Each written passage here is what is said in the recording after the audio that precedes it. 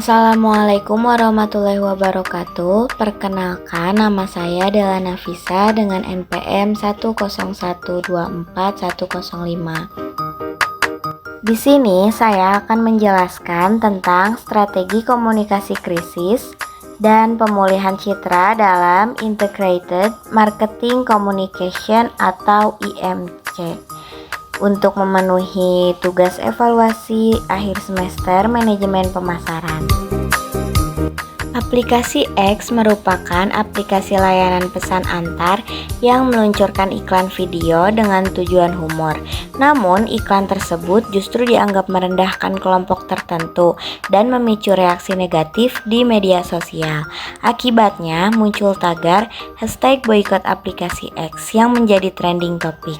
Situasi ini semakin kompleks karena perusahaan juga berencana meluncurkan fitur baru dengan promo diskon besar-besaran pada minggu berikutnya.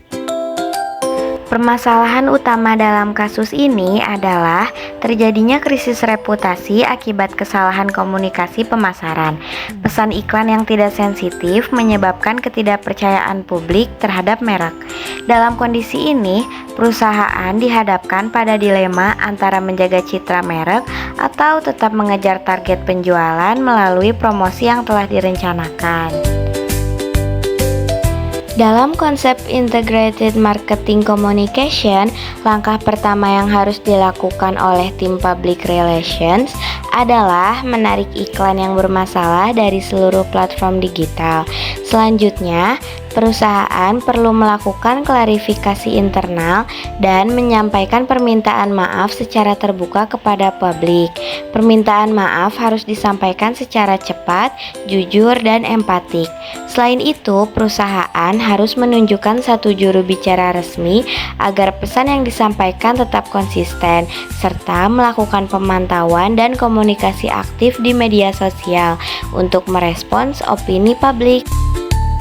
Selanjutnya, peran IMC dalam krisis yaitu menekankan pentingnya keselarasan pesan di seluruh saluran komunikasi perusahaan. Dalam situasi krisis, IMC membantu perusahaan agar tidak menyampaikan pesan yang bertentangan antara promosi, public relations, dan manajemen. Dengan penerapan IMC yang tepat, perusahaan dapat menjaga kepercayaan publik dan mengendalikan arah opini masyarakat secara lebih efektif. Terkait rencana promosi diskon, keputusan yang paling tepat adalah tidak membatalkannya, melainkan memodifikasinya. Diskon yang dijalankan secara agresif dapat menimbulkan kesan bahwa perusahaan tidak peduli terhadap krisis. Oleh karena itu, promosi perlu dikemas dengan pendekatan yang lebih empatik sebagai bentuk apresiasi kepada pengguna. Dalam jangka pendek, krisis ini dapat menurunkan kepercayaan publik terhadap merek. Namun, dengan strategi komunikasi yang tepat, dampak negatif tersebut dapat diminimalkan.